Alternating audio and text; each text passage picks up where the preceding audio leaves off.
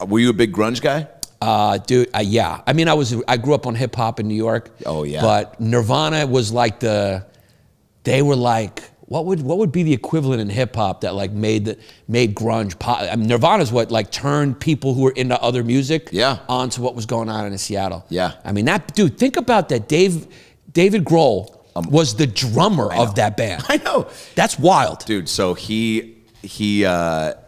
I was in Australia with Adam Devine, and we had a day off, and we were like, well, what's there to do? And so I just look up, I'm like, oh, there's a big stadium here, there's probably a concert here. It's Foo Fighters and Weezer. Adam's like, oh, I know the manager for Foo Fighters. I go, of course you do. He's like, I just did a Blink-182 music video, same manager. I was like, of course they are. So we go, get the full treatment, we hang out with him afterwards, and then we're leaving all drunk, and by the way, 3.5 hour show of just a true rock star, no quit, could have done another 2 hours. Really? Just crushing it, looking side stage to us like fucking, you know, how great is this? We're like, it's the best, man. Fucking, you know.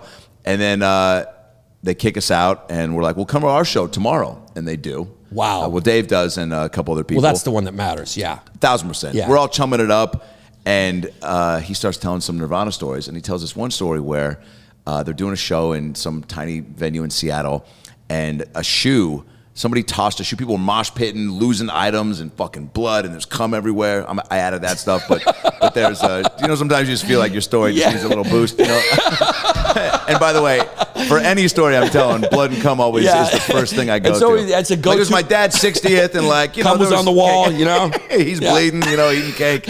I like that. That's your go-to story booster. You know, there was beer on the floor, cum in my face. What happened?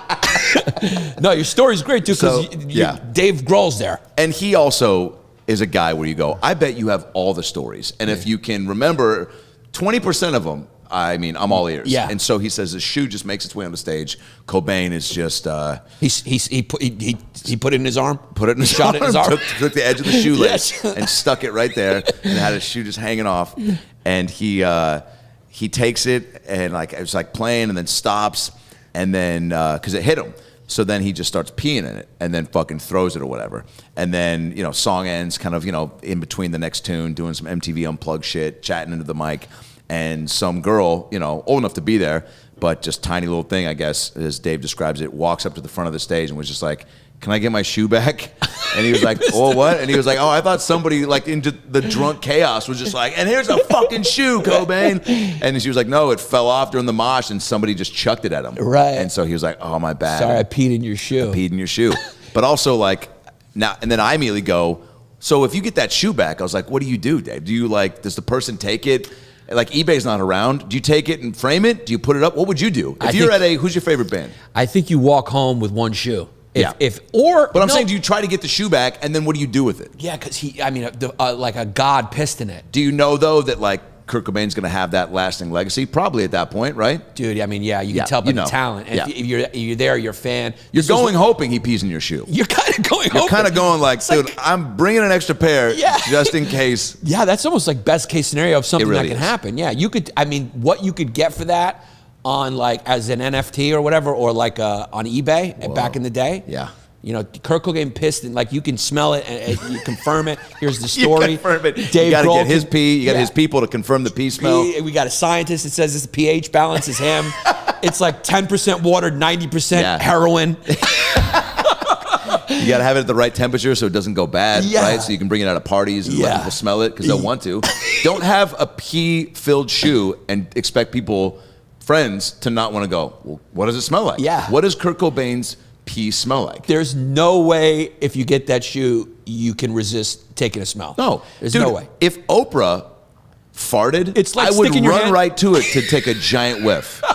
And that's the first time I've said that and thought that, but I also don't disagree with any part of my brain. Dude, I don't think anyone disagrees with you. I don't think we would have the balls to say that that's what we'd want to do. If you went in there and sniffed right by her ass, you'd be an American hero and everyone would just, everyone would start a slow Rudy clap and be like, that's what I would have done. I think if I got close to her ass, Stedman would be pretty close behind with a people's elbow. Yeah. I want to think that that's where he draws the line, where he's like, look, I don't do much, and I don't know how he talks, but I'm assuming it's a little, he just strikes me as like a little Morgan Freeman-y, where he's just like laid back, he's got like I just sleep on the couch sometimes. I just pretend to be this lesbian's husband. Well, Whoa, you I think? get paid millions of dollars just to be her beard because our demographic is middle America, and they don't understand that. Whoa, yeah. That's the rumor, I did right? watch once him and Gail lick each other. Her and Gail. She makes me call her him because she wears the pants. I'm still laughing at how fun that was.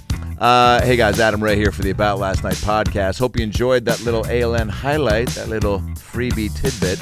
If you want to see more highlights, clips, animations, and episodes, click right there. Click right there and get all the free ALN goodies your heart can muster. And of course, subscribe to the show by clicking the ALN logo right there. Do that. It's easy. See you next time. Peace.